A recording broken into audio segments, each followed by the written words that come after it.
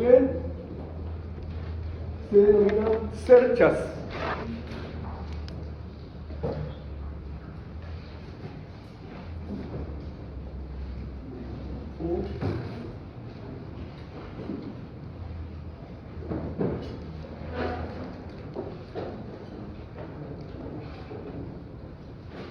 Son prácticamente sinónimos, ¿sí? Para comenzar, tenemos que decir que este tipo de estructura es una de las más frecuentes en la construcción, ¿verdad? Porque cuando tenemos que vencer luces superiores a 10 metros, entonces ya se necesitan de este tipo de estructuras. Porque en relación a una estructura de hormigón armado, tiene algunas ventajas. La principal probablemente sea el peso, o sea, la economía en peso. Y ustedes saben que cuando más liviana es una obra, más económica es, naturalmente. Porque tenemos que descargar finalmente en el suelo nuestra construcción. Y al descargar en el suelo, cuando menos peso tengamos, pues vamos a tener una fundación de menor envergadura, ¿verdad? Porque ya saben que la presión es una característica que podemos determinar de la siguiente manera: presión es igual a fuerza sobre superficie. Entonces, cuando menor sea la carga de nuestra edificación, que es la fuerza, menor va a ser la presión si mantenemos la misma superficie.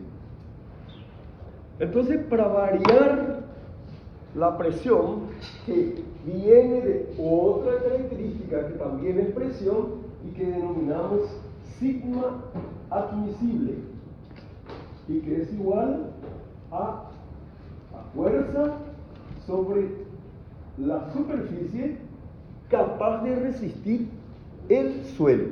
El sigma admisible es la capacidad soporte del suelo. Si nosotros cargamos en el suelo un área con una determinada carga cuya presión, que viene luego de dividir estas dos características, entonces vamos a tener el hundimiento o el asentamiento de nuestro edificio. Entonces, cargando con una presión superior a la que puede resistir el suelo, pues se produce el asentamiento. El asentamiento siempre va a existir, solo que lo que tenemos que procurar de conseguir es el asentamiento parejo, es decir, asentamiento uniforme. Si tenemos,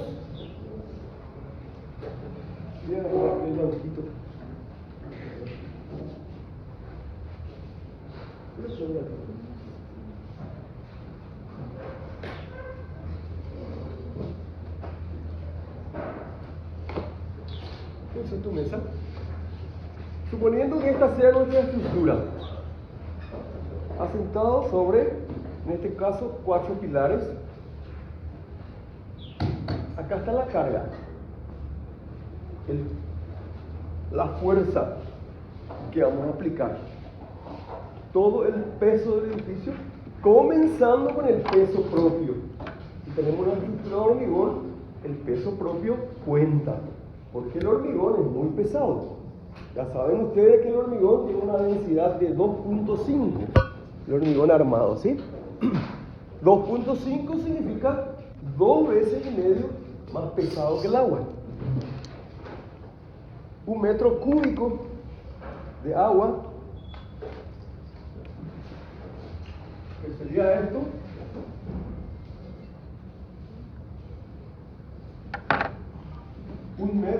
1 metro y 1 metro de altura, pues si tenemos un cubo de 1 metro de lado, 1 metro de lados y de 1 metro de altura, tenemos 1 metro cúbico, ¿verdad? Y esto está dado por la unidad 1 metro cúbico, porque es volumen, es 1 por 1 por 1, metro por metro por metro, metro cúbico. 1 metro cúbico de agua, pues tiene 1000 kilogramos, ¿verdad? 1 metro cúbico de hormigón armado, hormigón sin la armadura, está muy cerca también de esta densidad. Estaría por el orden de 2400 kilos por cada metro cúbico. Pero cuando es armado, que si cuando ya tiene armaduras, como el acero es más pesado que el resto, entonces sube un poquitito a 2.5. Aproximadamente estaría en 2500 kilogramos por metro cúbico. Así, ¿verdad? El hormigón entonces tenemos o sabemos que es 2,5 veces más pesado que el agua. Eso es densidad. Y naturalmente, si tenemos algo pesado, lo que necesitamos es reaccionar contra ese peso con la capacidad soporte suficiente. Entonces el sigma admisible nos da la presión que puede soportar el suelo. Para un suelo normal, terreno así normal, estaría por decir un promedio, estaría por el orden de 1,5 kilogramos por centímetro cuadrado. Esto es un promedio de sigma admisible. Un terreno normal, entonces, capaz de soportar aproximadamente 1,5 kilos por cada centímetro cuadrado. ¿Verdad? Como es por cada centímetro cuadrado, si tenemos 1 metro, ya tenemos 100 por 100 centímetros cuadrados, y entonces tenemos 10.000 centímetros cuadrados en 1 metro cuadrado. ¿Ya? Entonces, para soportar 1,5 kilogramos, el suelo normal, tenemos que cargar hasta eso. No podemos pasar. No podemos cargar con 2 kilogramos cada centímetro cuadrado si la capacidad del terreno es 1,5.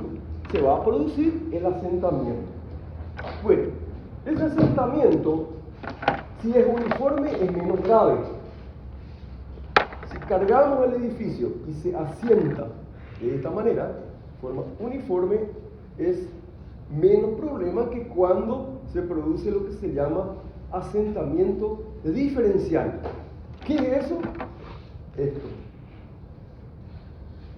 es asentamiento mayor en un lado en relación a otro, en un punto en relación al otro, o a los otros. Tenemos en este caso 4 patas, pues si todas se asentaran uniformemente no es tan grave, porque naturalmente se va a asentar nuestra edificación. Pero cuando se asienta más de un lado, se produce una inclinación y surgen nuevos esfuerzos en la estructura que no estaban previstos y que por lo tanto pueden llegar al colapso, ¿sí? Entonces es importante esto. ¿Y esto quién nos da? ¿Quién nos da? Nos da el estudio de suelos. ¿Y el estudio de suelos quién hace? Un ingeniero que es especializado en esos temas, es decir, un ingeniero geotécnico. Geo es suelo o tierra. Entonces, quien conoce sobre los asentamientos y los diferentes tipos de suelos es el geotécnico. Eso o esa persona realiza lo que llamamos estudio de suelos. Y el más común de todos es el SPT.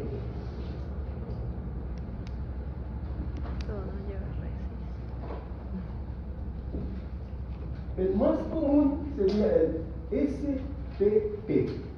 Como sabemos que el inglés es la lengua universal o el lenguaje universal, el idioma universal, entonces las siglas casi siempre se usan en inglés. Standard Penetration Test. Test de penetración estandarizada. Standard Penetration Test. Ese estudio nos dice y nos recomienda el tipo de estructura de fundación a utilizar. Nos dice, por ejemplo, el suelo tiene una capacidad de soporte de 1 kilogramo por centímetro cuadrado, y entonces tenemos que ir aproximadamente, porque hacen estudios perforando el suelo, tenemos que ir aproximadamente a 4 metros, por ejemplo. O sea, nuestra estructura tiene que tener una profundidad, nuestra fundación tiene que tener una profundidad donde el suelo ya es más resistente. Es decir, lo ideal para cualquier edificación en altura es llegar a la roca madre. Roca madre, y en portugués se dice rocha sá, porque de repente hay muchos textos, por eso repito esto. Roca madre o rocha sá significaría roca sana, que significa que a partir de esa cota es todo roca. Entonces llegar a eso para un edificio en altura es lo máximo. Llegar a la roca madre y penetrar un poco de manera a anclar nuestra fundación, que es el caso, por ejemplo, de fundaciones profundas, porque son fundaciones profundas, ya de 4 o 6 metros en adelante y hasta 45 metros de profundidad se puede llegar con pilotes. Cuando llegamos a la roca madre, penetramos un poquito, como dije, y anclamos en la propia roca. Es decir, metemos una parte de nuestro hormigón en la roca sana o en la roca madre. Y este es el nivel del suelo. Bueno, hacemos un pilote que llega. Si tiene punta, es un pilote clavado, es un pilote prefabricado. En cambio, los cargados in situ, como Franke, Strauss o Simplex, son pilotes cargados. Se perfora y se carga el suelo. Se perfora, se mete la armadura y luego se carga el hormigón, ¿verdad? En ese caso ya no tiene punta. Al contrario, generalmente se agranda en la parte profunda. En el caso que se agranda en la parte profunda es el tubulón. ¿Ya? Pero ¿qué es lo que hacemos? Nosotros con el pilote, si llegamos a esta superficie donde tenemos roca madre, si llegamos a esa cota y penetramos un poco, eso es lo ideal, porque de esa manera nuestro pilote está anclado en la roca. Entonces el tumbamiento no sucede. Tumbamiento por efecto principalmente del viento. ¿Todos me escuchan? ¿Se escucha? Bueno, suponiendo que este sea el nivel del suelo.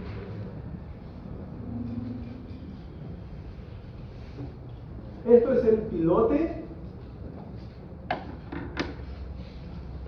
Esta es la roca madre. A partir de ahí, esto se concluye en lo que llamamos cabezal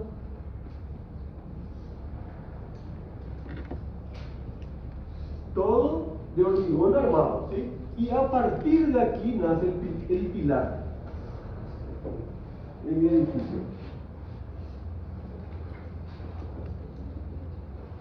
¿Puede o no necesitar de más de un pilote? Y en esa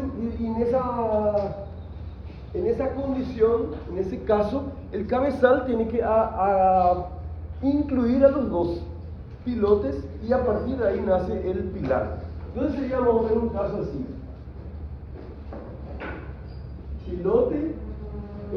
Cabezal, pilote, en el caso que sean dos, por ejemplo, y aquí sale el pilar.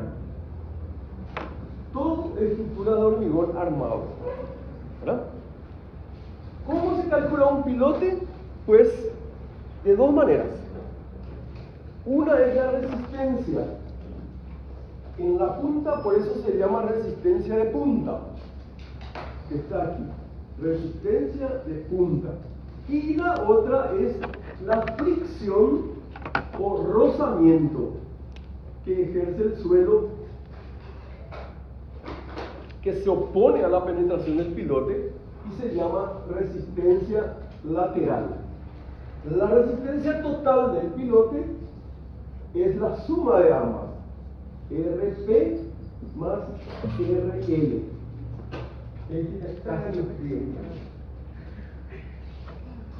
Profe, ¿cuál es la RP? Resistencia de punta es la resistencia que opone el pilote. Si por ahí conseguimos, por favor, muchas gracias. Entonces la suma de los dos es la resistencia total, ¿verdad? ¿Qué es lo que dije hace un momentito? ¿Qué deberíamos llegar a la roca madre si es posible? Y si no hay roca madre en donde queremos construir, ¿qué hacemos? Pues calculamos de manera que la cantidad de pilotes y su diámetro, porque generalmente son de sección circular, y su diámetro entonces sume el peso del edificio. Ese es el caso precisamente en que se construyó el edificio más alto del mundo actualmente. El Burj Khalifa o Burj Khalifa tiene 828 metros de altura. Están acercando a los 1000 metros, y está construida o asentada sobre 195 pilotes, 195 pilotes de 1,5 metros de diámetro, ¿verdad? Donde la resistencia es absolutamente dada por el rozamiento o la fricción. Resistencia lateral. No tiene prácticamente resistencia de punta porque hasta la profundidad que llegaron, que son 49 metros, no se encontró roca madre, no se encontró roca. Entonces calcularon solamente con la resistencia lateral o la fricción o rozamiento que produce, que se opone a la penetración de la fundación o del pilote. ¿Entienden?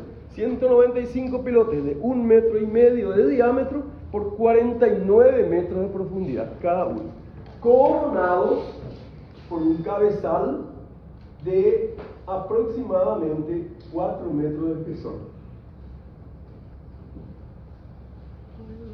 Es un hormigón macizo de 4 metros. Una puerta normal tiene 2 metros 10. Esto es 2 metros 10.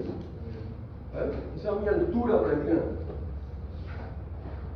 2 metros 10, el doble de eso tiene hormigón armado macizo.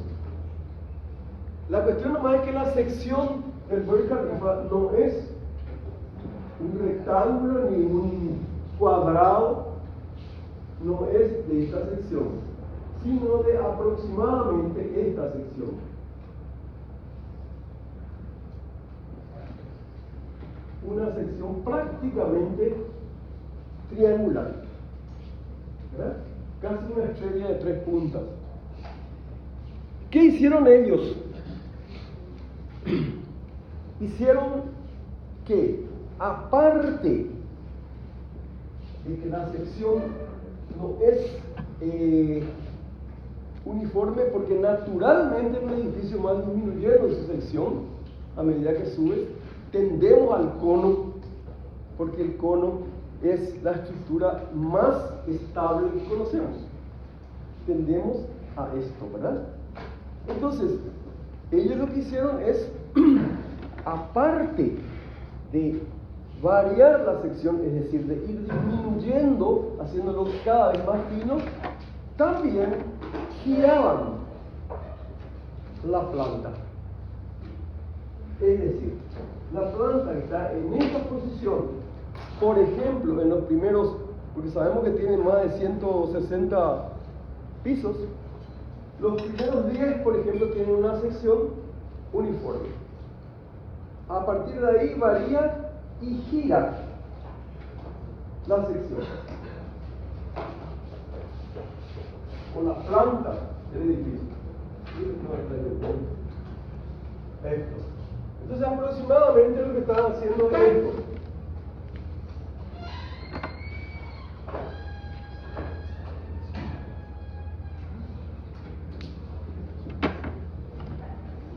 ¿Me entienden? Muchas gracias. Gracias. Bueno, entonces va girando.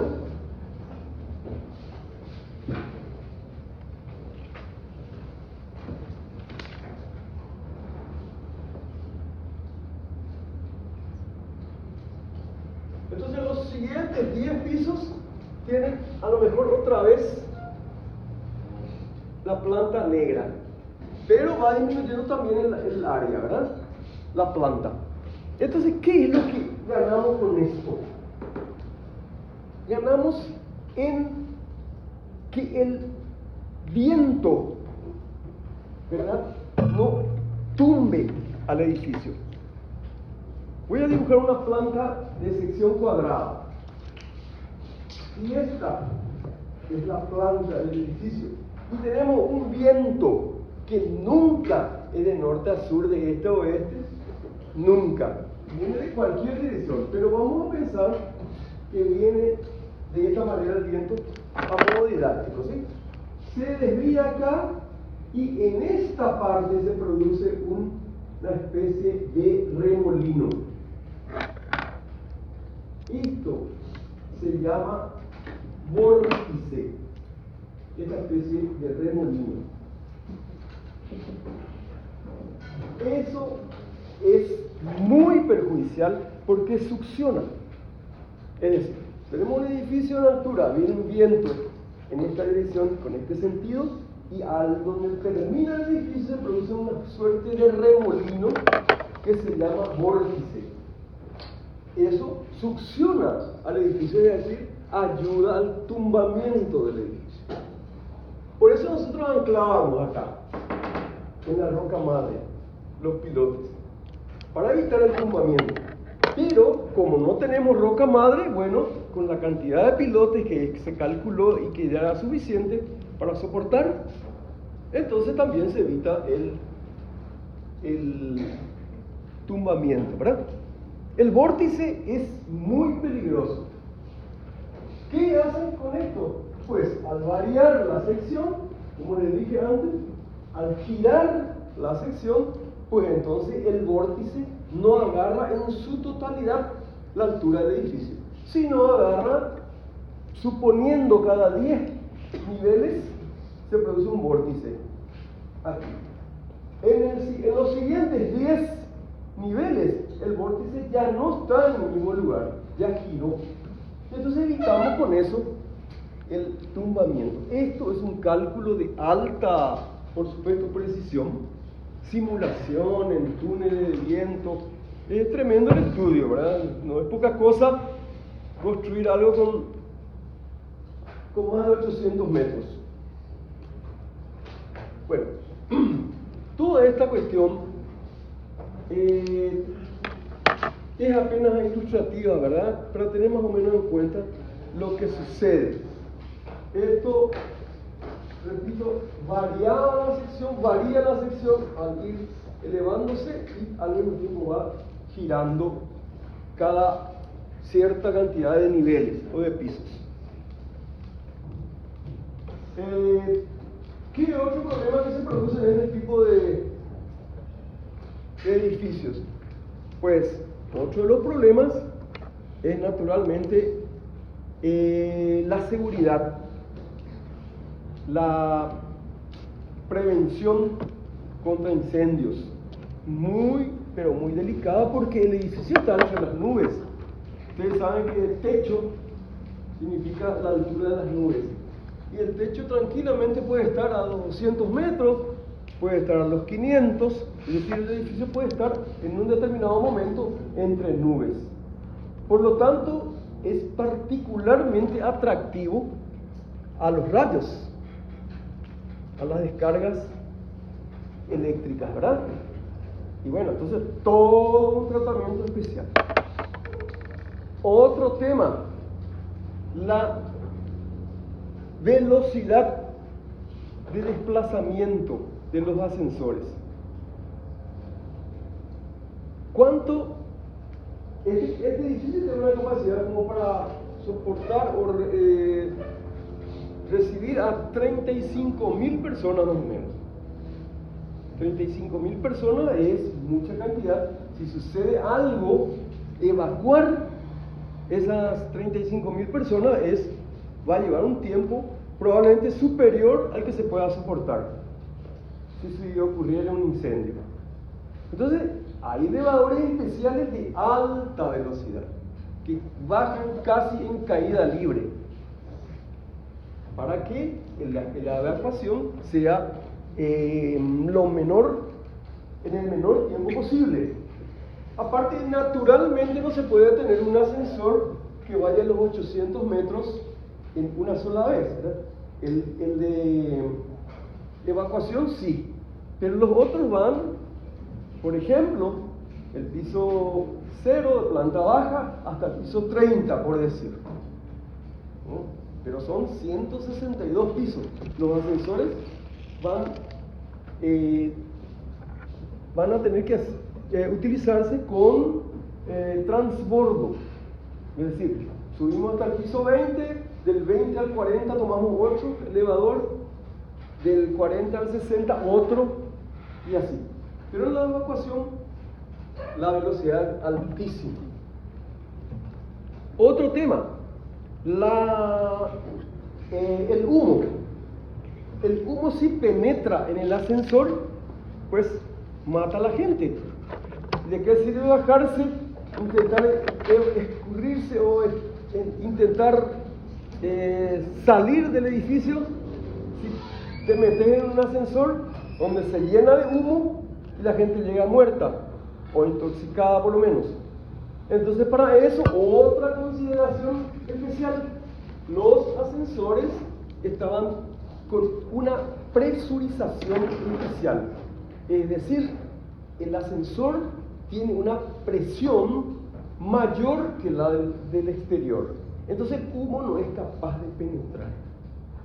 Una serie de estudios impresionantes. El humo no penetra el ascensor porque los ascensores tienen una presión mayor a la del exterior. De esa manera se dice. Otro tema, el agua. El agua, no se puede tener un tanque arriba y nada más que un tanque y bajar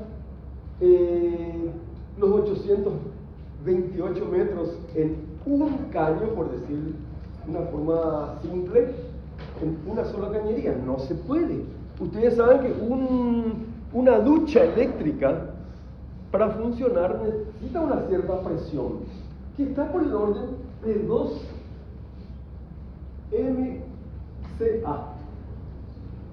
¿Qué quiere decir esto? Quiere decir 2 metros de columna de agua.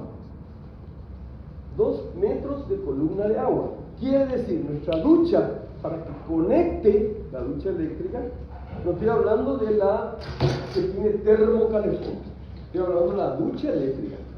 Para que conecte necesita una determinada presión de agua. Quiere decir que el agua tiene que venir por lo menos de 2 metros por arriba de donde está la ducha. Si tenemos un edificio bajo, pues un solo tanque y no hay problema, reducimos nomás la entrada a la ducha. Si el agua viene de 828 metros, imagínense cuántas veces son más de 400 y pico veces mayor la presión que va a llegar a la ducha. No hay ducha que aguante. Es toda una serie de cosas sumamente importantes que se tienen que llevar en consideración, pero ese es un tema de probablemente sistemas estructurales 3. Estamos saltando nuestro nivel, porque edificio en altura es sistemas estructurales 3, discúlpenme. Pero para entender nomás, además un adelanto nunca viene mal. Nuestro tema, reticulados, cerchas o cableadas. Para concluir, nomás voy a decir que, por ejemplo, la torre inclinada de Pisa en Italia se asentó de esta manera. Lo que tendría que estar aquí, pues entonces está aquí. Estoy exagerando. Esta torre, el asentamiento que sufrió fue diferencial, que hizo que se inclinara la torre. Cuando se dieron cuenta, bueno, los ingenieros ahí calzaron el edificio. Hoy día la torre de Pisa ya está estable, ya no avanza su inclinación, está en ese estado. Ahora, el asentamiento que dije al comienzo es muy importante que sea uniforme. Hubo o hay edificios en Estados Unidos que están en peligro en este momento por asentamientos diferenciales, por inclinación mínima, pero inclinación al fin. El Burj Khalifa sufrió un asentamiento inferior a 2 pulgadas.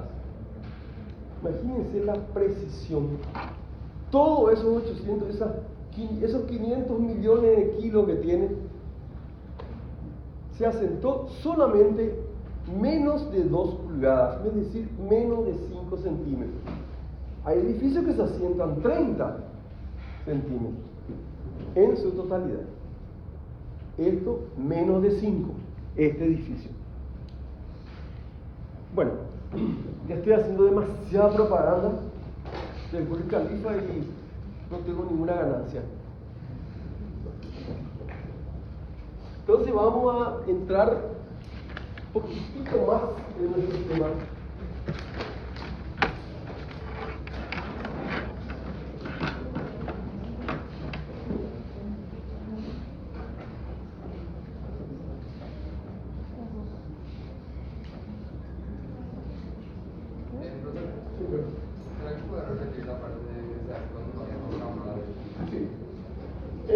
Justo lo que acabo de borrar. Este es el pilote. El pilote, nosotros debemos calcular con la resistencia de punta, que es la oposición aquí en la punta a la penetración, ¿verdad? Y sumarle la resistencia lateral, que es la fricción o rozamiento del suelo en toda el área lateral del pilote, ¿verdad? Esa es la resistencia, esta es la resistencia de punta y esta es la resistencia lateral. La resistencia lateral puede o no ser peligrosa. Perdón.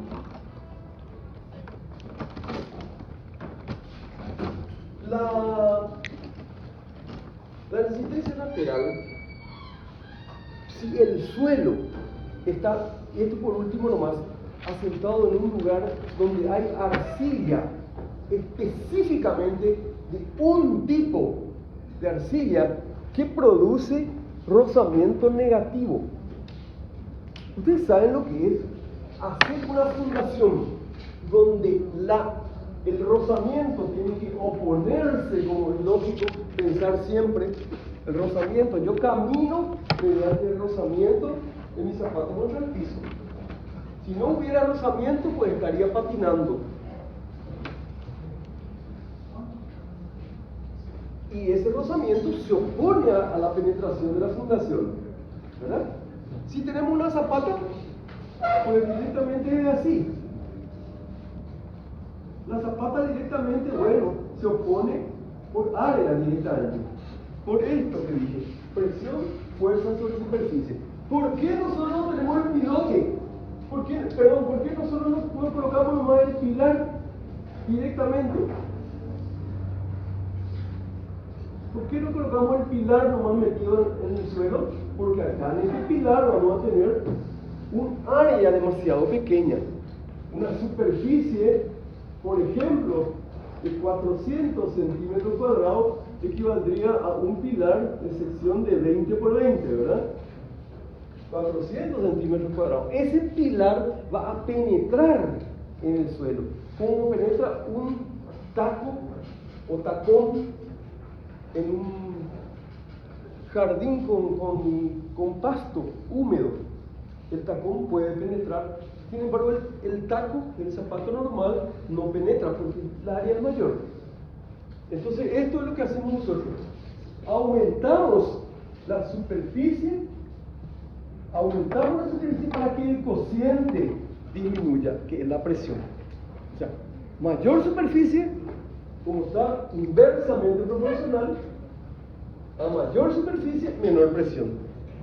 Y eso es el motivo por el cual, en vez de colocar el pilar directamente, sin zapata, nosotros necesitamos la zapata para aumentar, por ejemplo, y esta es la sección de la zapata, a 1 metro por 1 metro.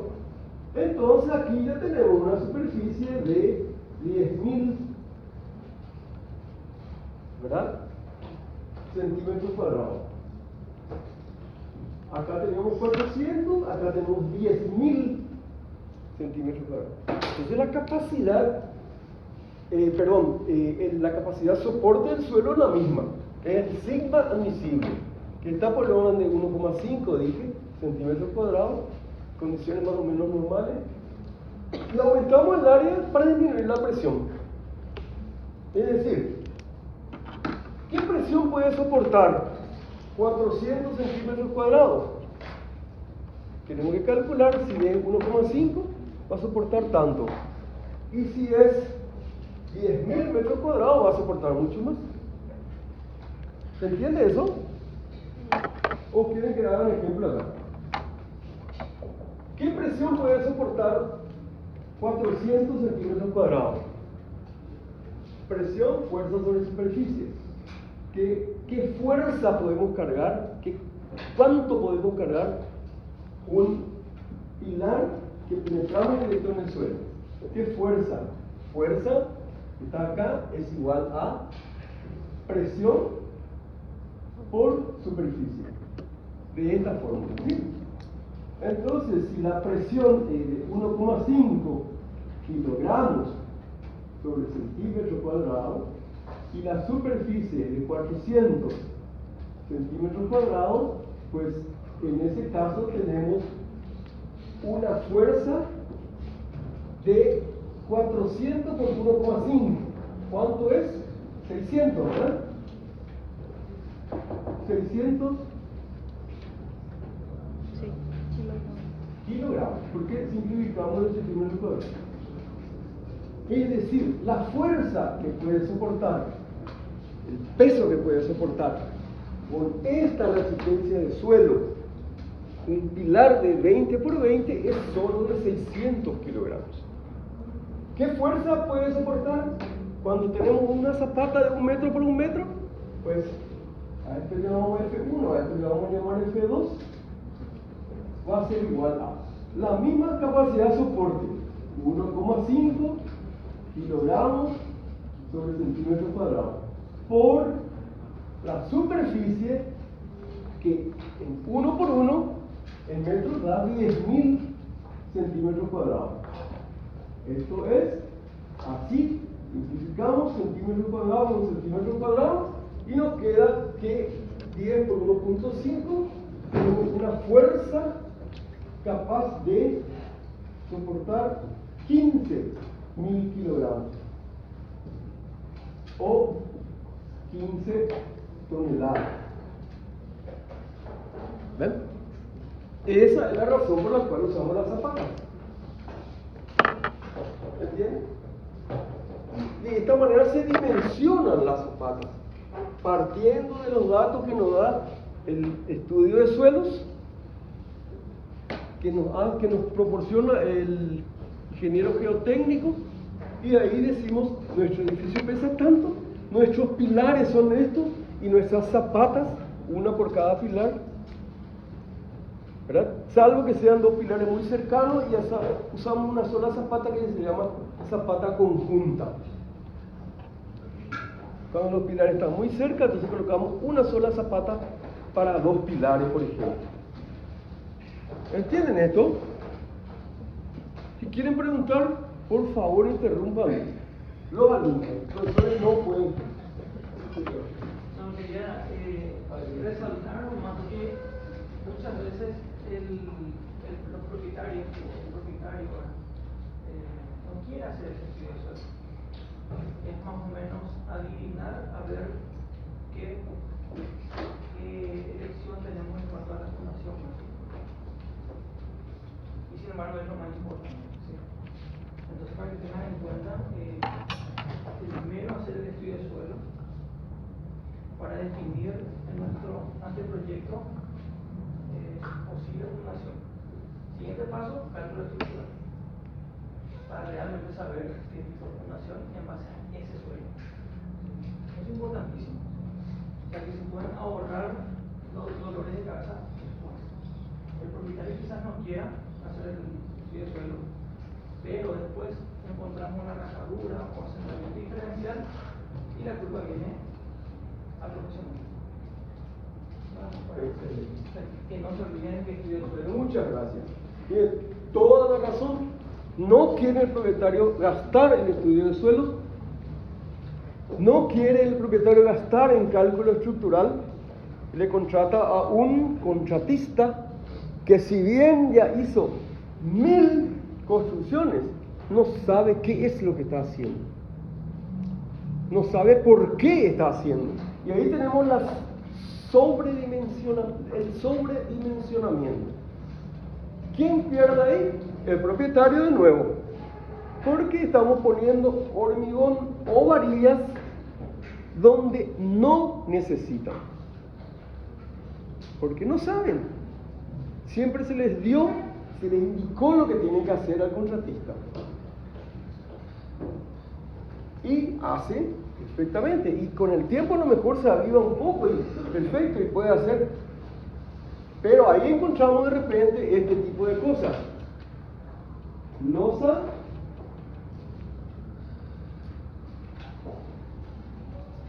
encontramos una viga así de esta forma. Cuando uno entra en un edificio, en una edificación, y ve una cosa así, cuando lo que debería ver es esto,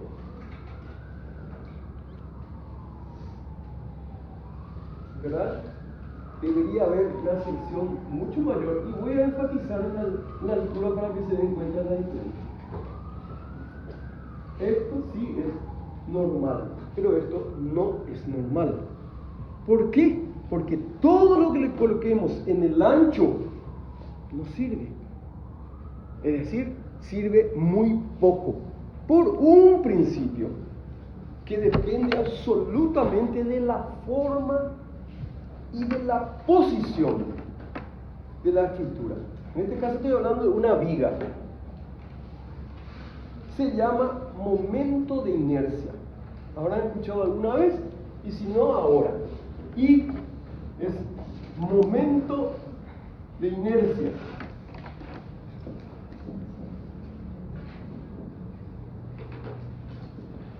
Momento de inercia tiene una fórmula que es I igual a por B al cubo sobre 12.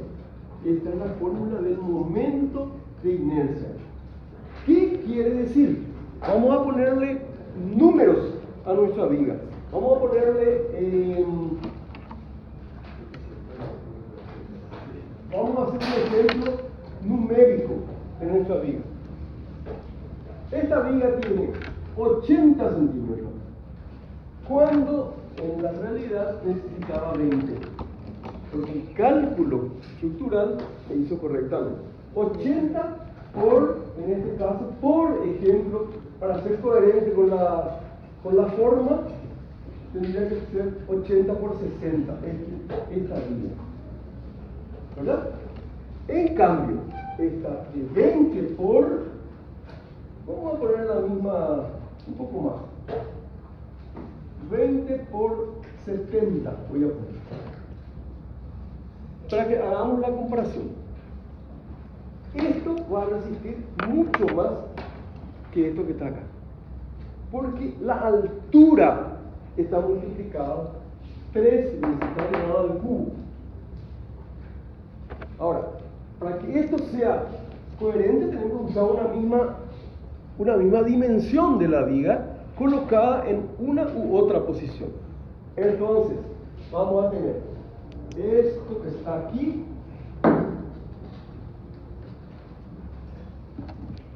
porque el momento de inercia depende de la posición.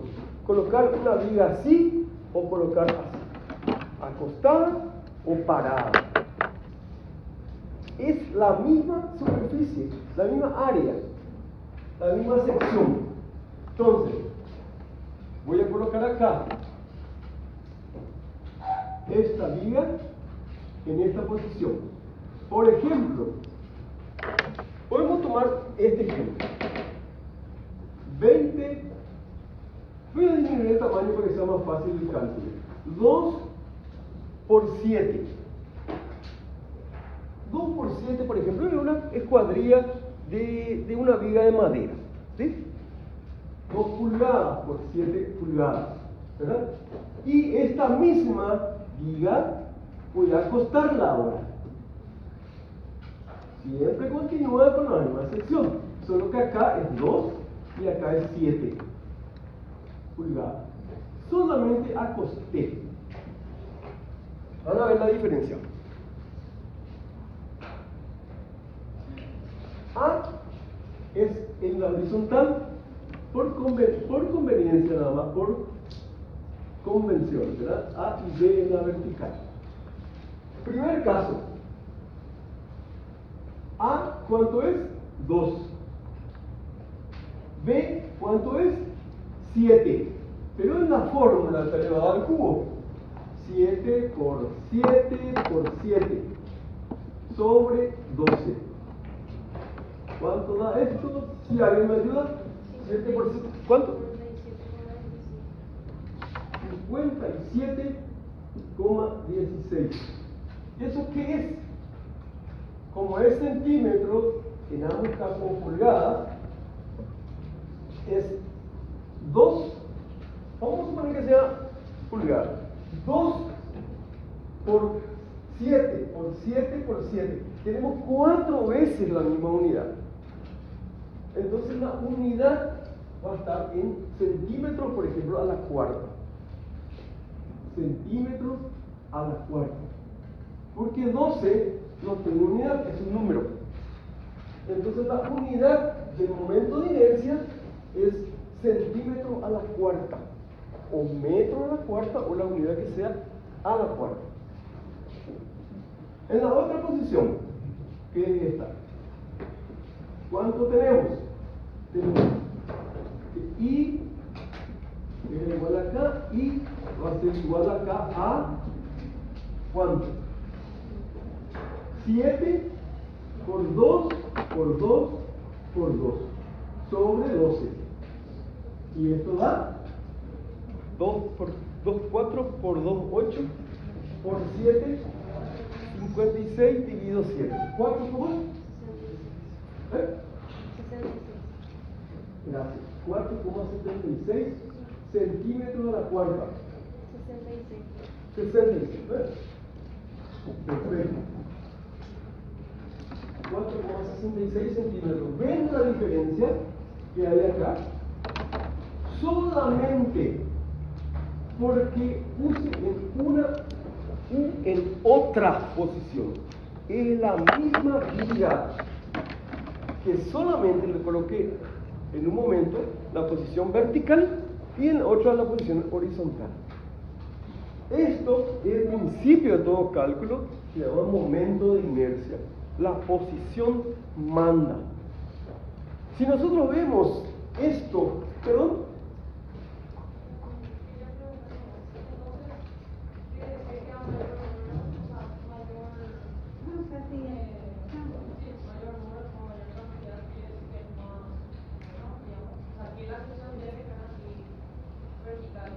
Sí, si consideramos la misma figura, la misma área, entonces varía con la horizontal o con la vertical. Pero no entendí tu pregunta. Sí, a la parte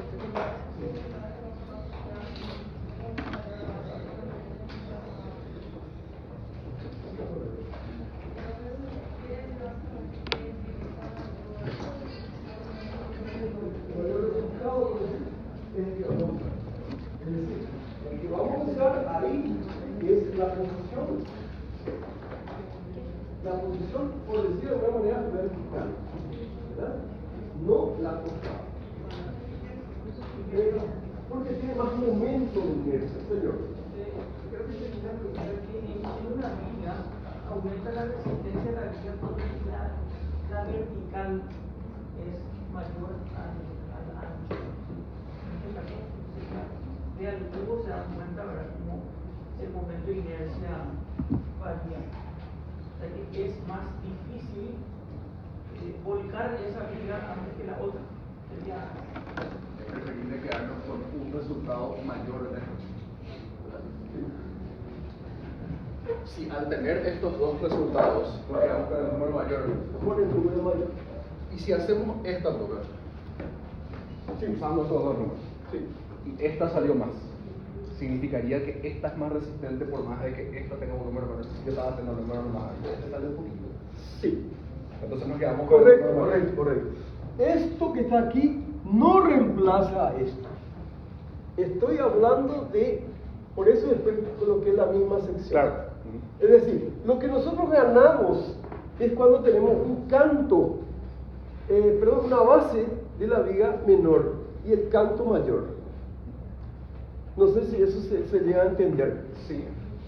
Yo lo que decía es cuando uno entra en una construcción y ve una cosa muy ancha aquí y de poca altura, entonces no es conveniente. Ahora, para que esto sea coherente, tendría que tener la misma área, ¿verdad? Porque eso nos daría el mismo volumen. Podemos hacer, por favor, 80 por 60, 400, 4800. 80 por 60 es 4800, ¿verdad? Anota aquí, por favor, 4800. Perfecto. Esa es la sección de esa viga. ¿Cuánto tendría que ser la altura para eso? Es 1400. Entonces, evidentemente, esta viga tiene más resistencia que esta.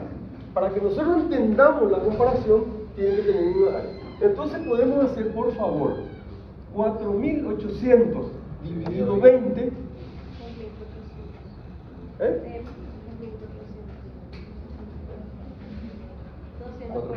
240. 240. Eso. Entonces, 20 por 40 nos da la misma área, ¿verdad? Entonces, en este caso, 20 por 240. 20 por 240. Nuestra viga tendría que tener 2 metros 40. O sea, fue infeliz mi dibujo. Fue infeliz. Esto no tiene la misma resistencia que esto.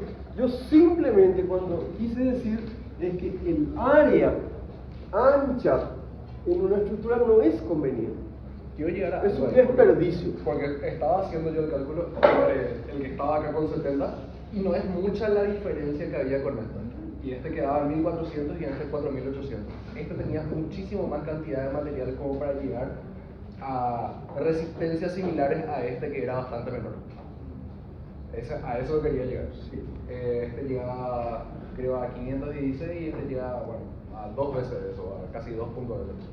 Pero esto, la relación entre este y este es bastante más del doble o del triple. O sea, no se correlaciona. Si esto yo multiplico por 2 y acuesto, no voy a conseguir el doble nomás. ¿Se entiende más o menos?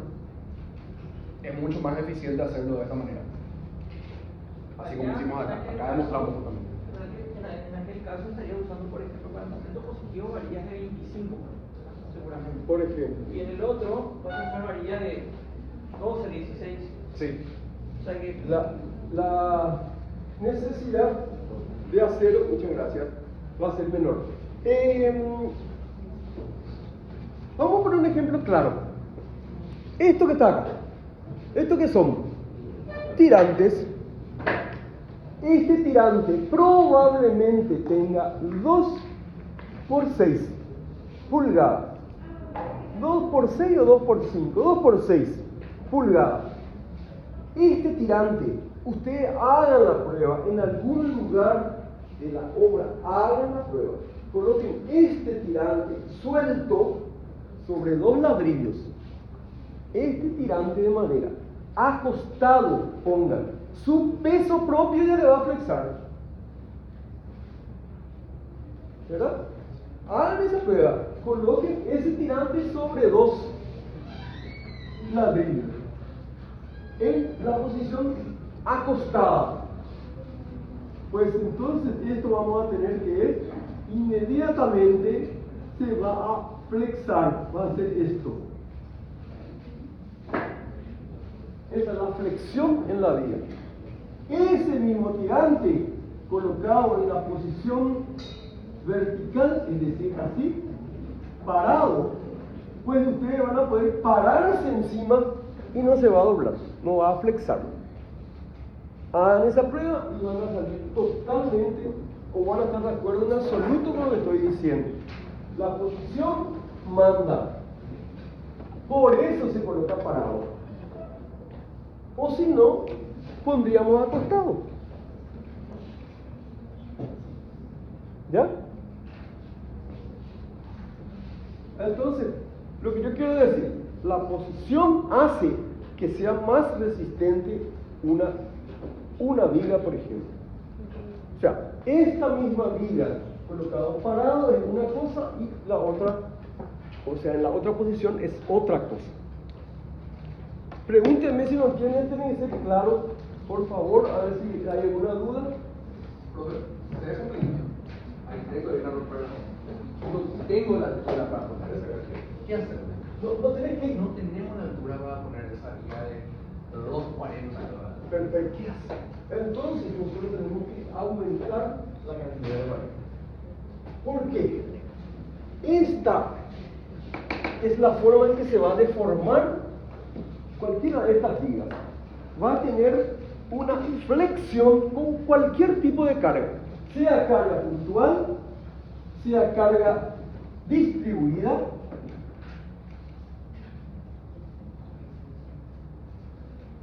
Esta viga va a flexar de esta manera. Entonces, ahí nosotros vemos que en la parte inferior, vamos a ver, en la parte inferior hay un alargamiento, exagerando para que se vea, hay un alargamiento. Por lo tanto, en esta zona, que es la parte inferior, hay una tracción y en la parte superior hay compresión. Rigurosamente hablando, en una viga bien apoyada, no necesitaríamos armadura en la parte superior. ¿Por qué se pone? Porque tienen que soportar a los estribos que son encargados de absorber los esfuerzos cortantes, que es otra cosa. Pero el detalle de esta viga apoyada en este caso tendría que ser el siguiente. Esta viga, voy a pensar en lo siguiente. Voy a borrarla de abajo para que no confunda. Esto apenas se ve. Esto rojo apenas se ve. Apenas se ve el rojo. Bueno, voy a pensar, voy a cambiar de color. Voy a pensar está bien, en esto que es lo que se llama diagrama de momentos. Este es el diagrama de momentos para este caso. O sea, yo agarro mi plano, mi estudio y digo, el diagrama de momentos de una viga biapoyada, sea cual fuere la carga, es esta. Se va a deformar o no diferente, pero aproximadamente de esta forma. ¿Sí? Estoy hablando de biapoyada. Cuidado porque si tiene 3 apoyos, nos vamos al tacho. Si tiene 3 apoyos, el diagrama de momentos ya es diferente, ya va a ser aproximadamente esto. ¿Ven? Ya vamos a tener momentos negativos, estos son los positivos. En este caso solamente tenemos momentos positivos. Biapoyada. 3 apoyos, cambió todo lo que estoy diciendo. Cada caso es un caso. Pero estudiemos este caso. Nosotros, al mirar este diagrama de momentos, vamos a decir, la armadura tiene que estar en la parte inferior. Es decir, este va a ser un detalle de la viga. En esta viga voy a tener armaduras en esta posición. ¿Ven? Solamente ahí necesito. Pero yo no puedo colocar, primero porque se iría al tacho el posicionamiento en el momento de cargar el hormigón. Entonces tengo que colocarle una pequeña armadura acá arriba, a pesar de que no necesita la tracción para soportar mis estribos que van en esta posición. ¿Ven? Cuando miro esto, ya automáticamente el detalle va a ser otro. El detalle va a ser este. Armadura rigurosamente hablando, digo, en la posición horizontal solamente, que es esta, de aquí hasta aquí. Solamente ahí yo necesito armadura. El resto se carga el hormigón, porque el hormigón resiste muy bien a la compresión. Donde hay tracción, bueno, necesita de varillas. Y también rigurosamente hablando, necesitaría aquí, perdón. Aquí, como me indica esto, aquí, voy a volver a poner otro color. Este sería el detalle de mi viga. De aquí hasta aquí y de aquí hasta aquí. Y arriba, pues solamente donde el momento me indique. Esta sería la posición de la armadura en una viga de 3 apoyos. No se hace eso porque no puedo mantener en esa posición. Entonces hago esto otro. Hago esto. Coloco armaduras para soportar incluso donde no se necesita, toda aquí, y coloco armaduras negativas en toda también su espesor, su longitud, para poder soportar los estribos, que son los encargados de absorber los esfuerzos cortantes. Puede naturalmente agregarse de varilla, acá puedo agregar varilla mucho más en diámetro mayor, porque ahí necesito. Y también puedo agregar en esta zona donde necesito. Pero normalmente se hace nomás de la varilla por simplicidad de una sola sección. Bueno, ya estamos saliendo otra vez, pero bueno, la pregunta que él me hizo es, no tengo la suficiente altura para meter este 240. ¿Qué hacemos entonces para llegar a la resistencia? Entonces tenemos que aumentar esta varilla que está aquí. la cantidad de valía. Va a tener una armadura súper cargada porque de esa manera solamente va a poder soportar esa altura a la que tenemos que disminuir. Sí.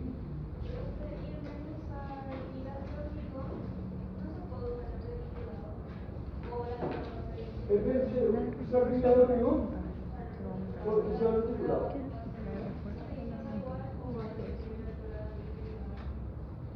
Está muy bien la pregunta porque con eso me va a hacer aterrizar.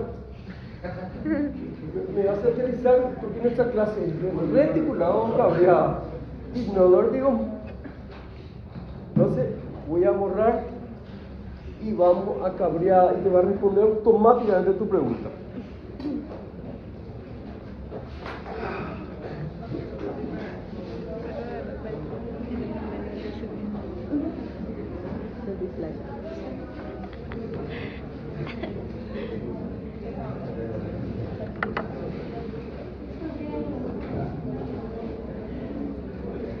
Ese es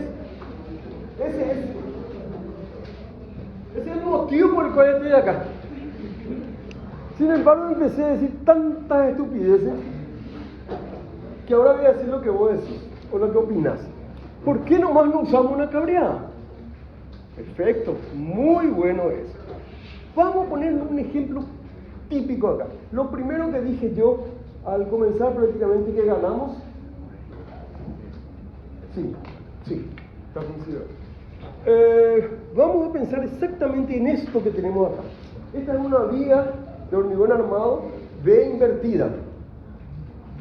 Ganamos en altura, esto es libre, es más amplio. Vamos a suponer que no tenemos problemas de altura y que quiero colocar una viga de aquí ahí. De ese pilar a este pilar quiero reemplazar por una viga normal, una viga de hormigón armado. Exacto. ¿Sí? Sección uniforme. Entre este apoyo y este, probablemente ¿cuánto hay? 11 metros más o menos. 10 a 11 metros. Vamos a pensar que hay 11 metros. Yo, para predimensionar una viga, tengo que saber lo que está haciendo él. Saber aproximadamente la distancia que hay. ¿Cuánto? 13. Bueno. Entre 12 y 13 metros. Vamos a poner 12. Para contradecirle a él nomás. No pasa siempre, él va a mandar su cálculo y le va a decir, no, cámbiame, no tengo más altura, no tengo ese espacio. Bueno, tenemos 12 metros. 12 metros de aquí a aquí. ¿Qué esto es? Nuestra luz. Nuestra luz. Vamos a tener, dije, una viga apoyada. Lo que quiero es responderle a la pregunta a ella y sobre todo resaltar la importancia de un tipo estructural que es el que me pagan para venir a desarrollar, que es cabreada y no hormigón. En este momento por lo menos. ¿Estamos? Entonces, esta distancia de 12 metros se va a enojar. Esta distancia de 13 metros. Esta distancia en predimensionamiento de una viga de hormigón tendríamos que tener 1/10 del vano o de la luz. 1/10. ¿Qué significa eso? Que nuestra altura tiene que ser de 1,30 m. ¿Ven? 1,30 m tiene que tener en principio. Nuestra viga que vamos a colocar acá. Nosotros podemos disminuir, respondiendo a la pregunta que si no hay esa altura, 1,30 m ya nos va a perjudicar, ya baja mucho la altura del cielo raso, podemos reducir la altura aumentando las armaduras. Esa es la única manera, aumentar las armaduras para disminuir el canto de la viga. ¿Ya? Pero vamos a pensar en el predimensionamiento que, como dije, es 1/10 de la luz. Predimensionamiento. Altura es igual a 1/10 de la luz. ¿verdad? Al tener eso, ya sabemos que va a tener 1,30 m. Vamos a pensar para que sea armónico, para que sea algo parecido a esta, que el canto dé con 30 centímetros, que es 0,30 metros. Más o menos una viga de 0,30 por 1,30 m. Tendríamos que tener acá, suponiendo, ¿verdad? ¿Qué se hizo con esto? Se disminuyó, se aumentó la armadura, se puso en otra posición y perfecto. Pero en esta posición es esto. ¿Cuánto pesaría esta viga con 13 metros de largo, que es la luz, y esta sección de hormigón? Calculemos, volumen es igual a 0,30 por 1,30, ¿verdad? 0,30 por 1,30 por 13. Todo esto es metros. Volumen da metros cúbicos, ¿verdad? ¿Cuánto es 0,30 por favor? Por 1,30 por 13. 5 puntos. Esto es igual a 5,07 metros cúbicos. 5 metros cúbicos tenemos acá encima de nuestra cabeza. ¿Sí saben cuánto es 5 metros cúbicos? Pues ya dije al comienzo, 2,5 de la densidad. 5,5. Vamos a redondear el 5 para decir 5 por 2,5 son 12,5, ¿verdad? Toneladas. Volumen, o sea, peso va a ser volumen por peso específico. Esto da 5,07 por 2,5. Ya que estamos con la calculadora, por favor.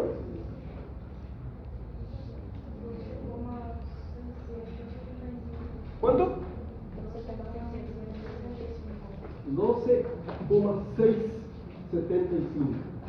Esto es toneladas. Imagínense lo que es. Una camionada de arena no pesa más de 5 toneladas. O sea, una camionada de arena más otra, casi 3 camionadas de arena tendríamos de peso aquí encima de nuestra cabeza. 3 camionadas, imagínense. Una locura. Mucho peso. ¿Verdad? Solo la viga que tenemos acá. Más de 12 toneladas, señor. Sí. Calculamos el volumen, porque nuestra viga hace esto, ¿verdad? Y en la longitud tiene 13 metros. ¿Verdad? 0,30 por 1,30 por 13 da el volumen. ¿Ese 0,30 vamos a adoptar como profe o no sé? Sí, yo solamente coloqué un valor así que podría ser, pero eso va a depender del cálculo, ¿verdad? Así que no podemos en este momento. Yo simplemente pensé en 0,30 por 1,30. Para hacer rápido nomás es esto, 12 y pico de toneladas. ¿Por qué? Porque multipliqué el volumen por su peso específico y ahí me tengo este número. 2,5 es el peso específico. Eso que dije al comienzo, 2 metros y medio, perdón, 2 toneladas y media pesa 1 metro cúbico armado. Sí.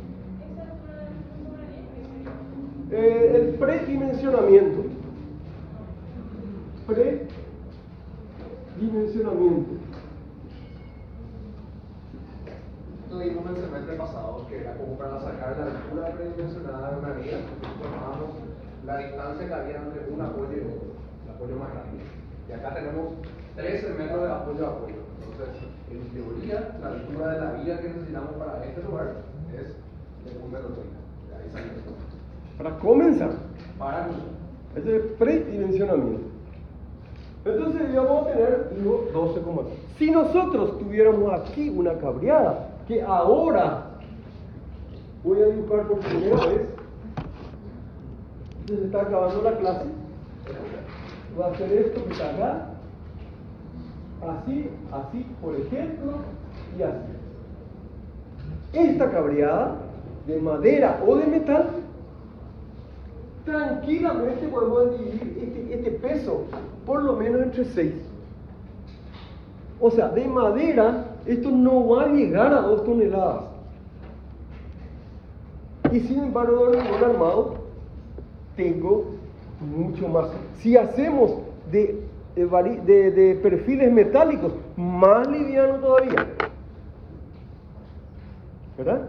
Entonces la conveniencia del estudio de hoy, que vamos a iniciar recién ahora, reticulados o cabreadas, es una de ellas ya es el peso. De 12 toneladas vamos a bajar tranquilamente a entre 1,5 y 2 toneladas.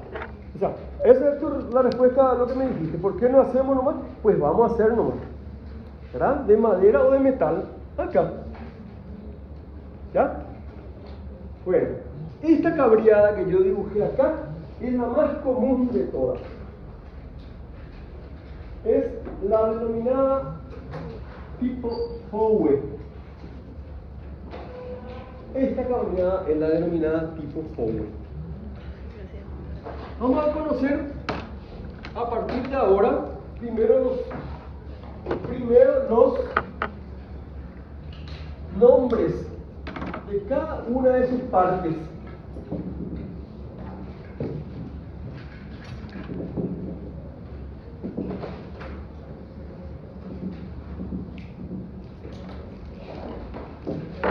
Cada una de las partes de la cabreada voy a dibujar un poco más grande, ¿sí?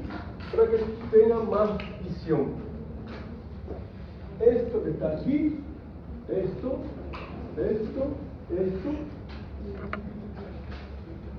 Ya se dieron cuenta porque soy ingeniero, ¿verdad? ¿Por qué no soy arquitecto? Lo dibujaste que a mano todavía. Dibujaste que a mano todavía. Acá de pronto llegaste a sacar manos ahí. A la pucha. Proyector directo. Así tenemos esta cabreada, por ejemplo. ¿Ven? No es mucho más grande que aquella, pero creo que van a ver las partes.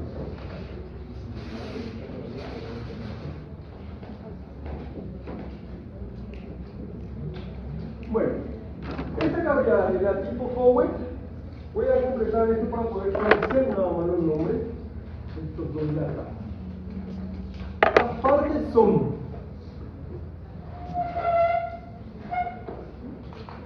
péndulo,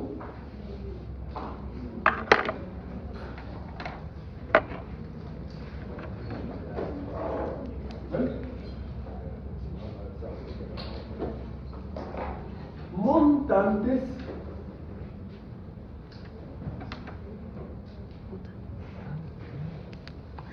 diagonales,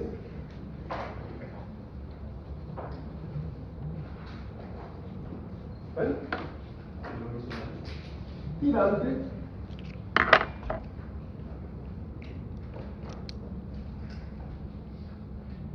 y ese no olvide. ¿Cómo se llama esa parte de arriba? ¿Cómo se llama? ¿Eh?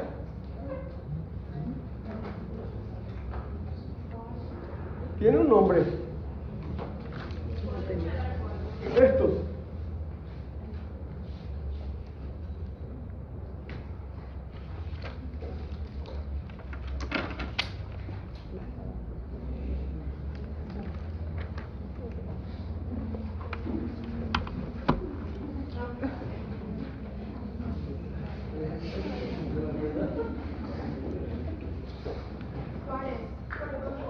Pares.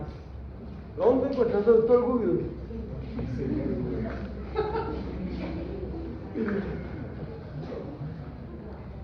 Muy bien. Ahora ya tenemos. Él está necesitando algo. Micrófono. Ahora que ya me duele. Ahora que ya me duele toda la garganta, vienen. No es ni para mí siquiera. Bueno, esos dos que están en esta posición son los pares, los que están arriba, ¿sí? Este que está abajo es el tirante, ¿verdad? Y cada uno de los que están en la posición vertical acá, vertical, con excepción del medio, se llaman montantes. El que está en el medio es el pendolón, ¿ya? Una vez que sabemos todo esto, ya tenemos que enumerar las partes. O sea, cuantificar, quiero decir. Para eso tenemos que enumerar los apoyos, los nudos que después ya van a saber en letras. Entonces, A, B, C, D, E, F, G y H. Estos son los nudos. Perfecto. Gracias. Esto que acabo de señalar son los nudos. Así hubiéramos comenzado, ¿verdad? Ahora, bueno, estamos en Villarrica. Estas letras con que yo enumeré, con que yo nomenclé la cabreada, son los nudos.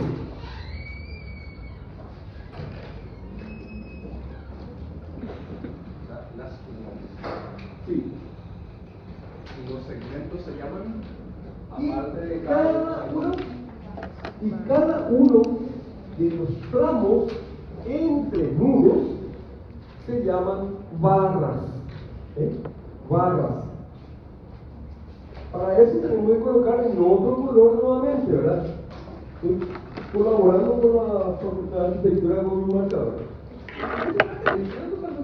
3 nomás me faltó. Ahí está, no tiene más. Ahora, enumeramos. 1,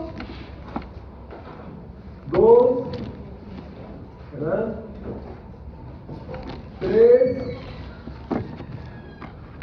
4, 5, 6, 7, 8, 9, 10. ¿Qué viene mal? ¿Cuántas? Bueno, para tener el orden no interesa, por supuesto, ¿verdad? Una vez que terminemos, 9, 10, 11, 12 y 13. Ahora ya están enumeradas todas las barras. Entonces, barra es cada pedazo de la cabreada. Barra es cada uno de los, en este caso, 13 segmentos de la cabreada son las barras. La cantidad de nudos, pues tenemos que contar, ¿verdad? Está enumerada con letras. Serían 1, 2, 3, 4, 5, 6, 7, 8. Entonces, A, B, C, D, H son nudos. Voy a colocar acá. Nudos. Y barras son los números. 1, 2, 3, hasta 13. Está claro, ¿verdad? Barra es cada pedazo. Por ejemplo, el tirante, ¿cuántas barras tiene? 1, 2, 3, 4 barras.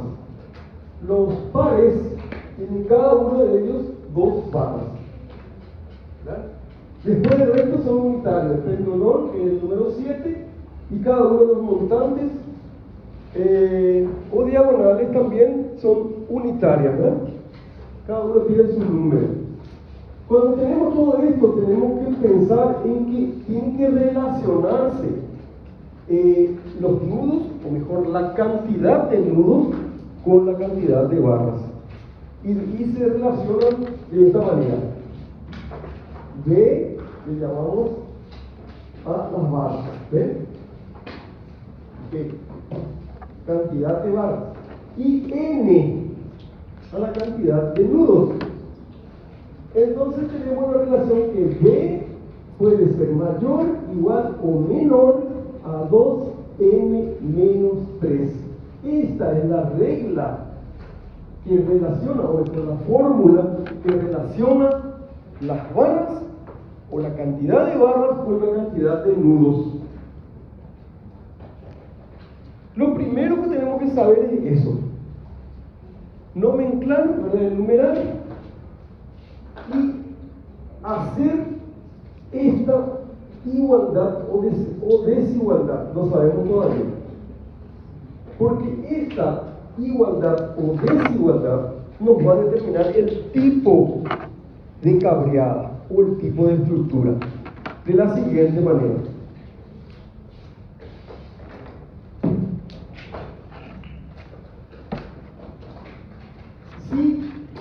Si B es igual a 2n menos 3, entonces la estructura es isostática. ¿Qué quiere decir? Isos significa igual. Para recordar, si B es igual a 2n menos 3, es isostática. Si B es mayor que 2n menos 3, la estructura es hiperestática. Recuerden siempre que hiper significa grande. Entonces mayor, como hipermercado o una cosa así, ¿verdad? Y si es menor, se llama hipostática. 2n menos 3 se llama hipostática.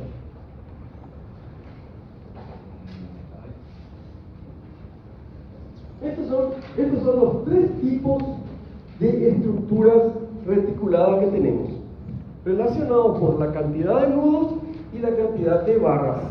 Para nuestro ejemplo, ya podemos determinar. Esa es la primera pregunta.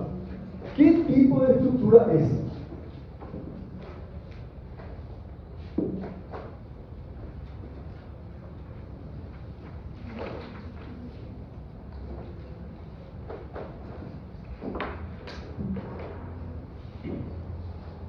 Una vez que determinemos la cantidad de nudos y de barras, repito, vamos a calcular cuál es, o mejor, qué tipo de estructura es. En este caso, B era igual a cantidad de barras 13, ¿verdad? Que es mayor, igual o menor a 2 multiplicado por la cantidad de nudos, que es 1, 2, 8, ¿verdad? 2 por 8 menos 13. Aquí vemos que 13 mayor, igual, menor a 16 menos 13. Y ahí tenemos que 13 es igual a 13. Tenemos una igualdad, ¿verdad? Entonces la estructura es isostática. La más simple de todas es la isostática. ¿Qué tenemos que tratar de conseguir nosotros cuando aplicamos una estructura tipo reticulada, una cercha, una cableada? Trataremos siempre de que sea simétrica. ¿En relación a qué punto o a qué recta? En relación al pendolón. Si conseguimos que sea simétrica, es mucho más simple el cálculo, porque necesitamos estudiar solamente la mitad y la otra mitad ya lo asumimos que es igual por simetría. Pero la simetría tiene que darse en geometría, que es forma, y también en cargas.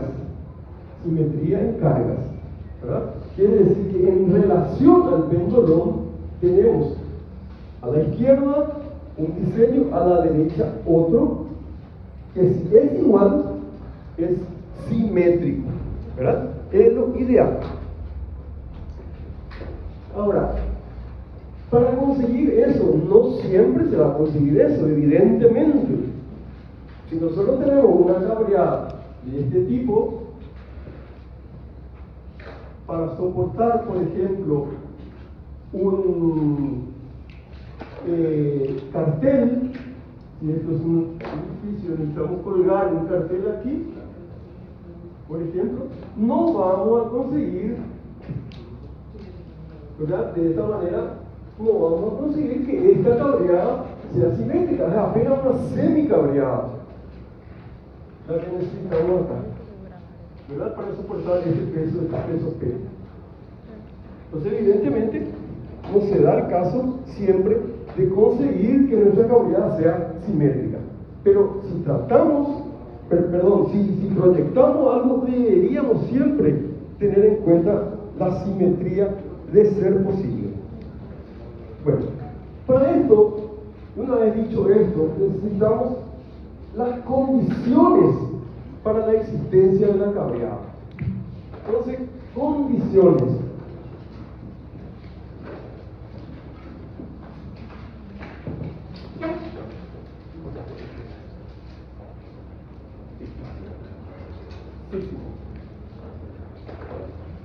Las condiciones para la existencia de la cabreada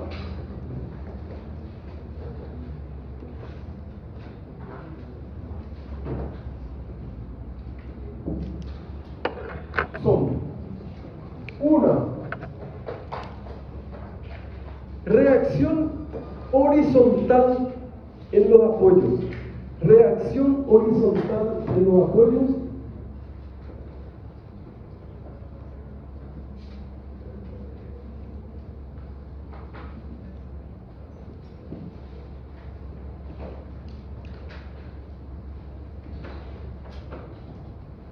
Iguales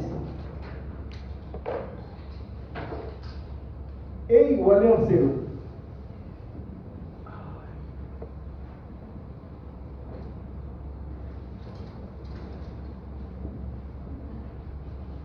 ¿Verdad? La primera condición es que la reacción en los apoyos sea cero. La segunda reacción, la segunda que no interesa tampoco el orden, ¿verdad? Conformada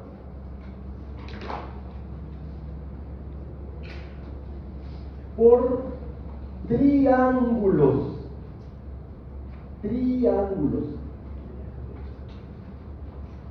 Si no está conformada por triángulos, no es una cabreada.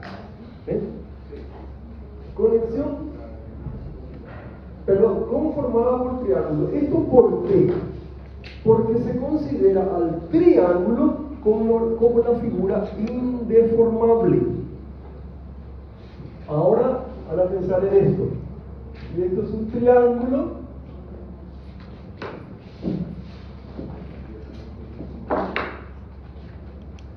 y si esto le aplicamos una fuerza externa, pues el triángulo se va a desplazar. ¿No creo para un ratito, por favor, el proyector? Para mostrar un ratito el proyector. 3 minutos. Este triángulo que está acá, si aplicamos una fuerza externa, el triángulo se desplaza. Si aplicamos una fuerza externa a otro tipo de formas, como el cuadrilátero, pues el cuadrilátero se va a deformar, probablemente de esta manera. ¿Ven? El cuadrilátero con la misma fuerza se deforma, el triángulo no se deforma. La deformación es en realidad existente, pero despreciable. En cambio, en el cuadrilátero, la deformación es grande. O sea, si ustedes reciben de alguien, de un herrero, de un carpintero, algo como esto, pues inmediatamente quieren rechazar. Esa no es una estructura indeformable, esa es una estructura deformable. Por más ancho que sea esto que le pongan acá, la estructura no es la correcta. Esta no es una estructura indeformable. Para eso tendría que darse esta situación.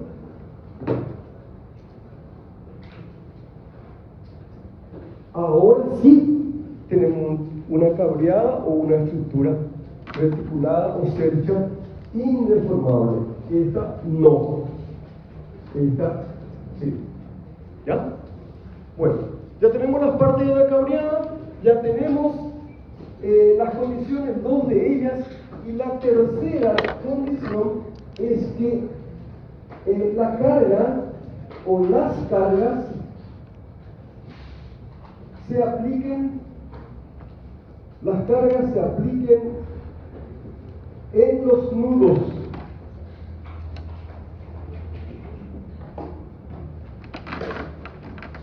Que la carga se aplique en los nudos. Y ahí vamos a tener lo que llamamos nosotros el método de los nudos. ¿Y qué dice? Que si la estructura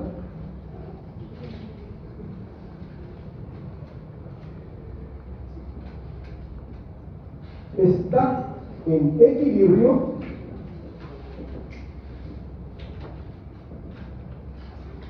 los nudos también lo estarán.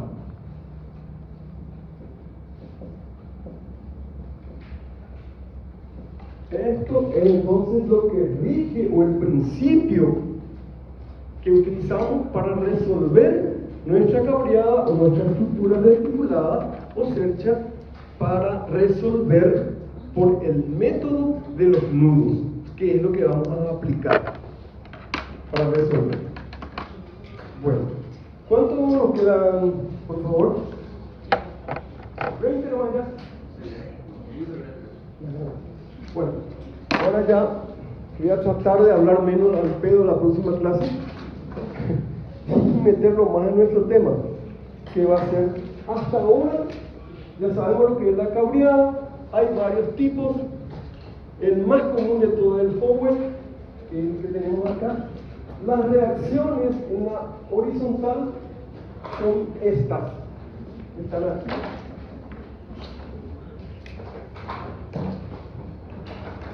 Estas son las dos reacciones, y en la horizontal es cero. Esto y esto se equilibran, ¿verdad? Se equilibran y son iguales a cero, ¿verdad? Apliquemos siempre las cargas en los nudos y tratemos que la estructura sea simétrica, ¿sí? Vamos a tratar que esta carga sea simétrica, todas las cargas aplicadas en los nudos sean simétricos en relación al péndulo.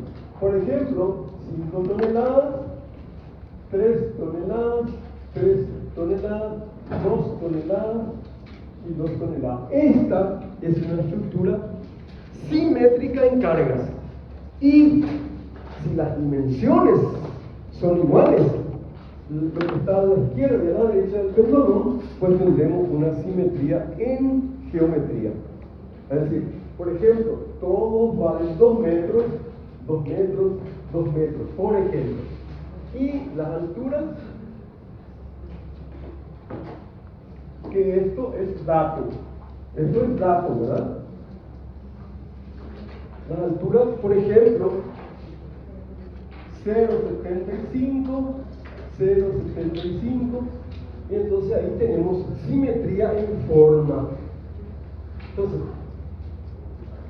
podemos colocar como una recomendación procurar siempre la simetría en geometría y en cargas.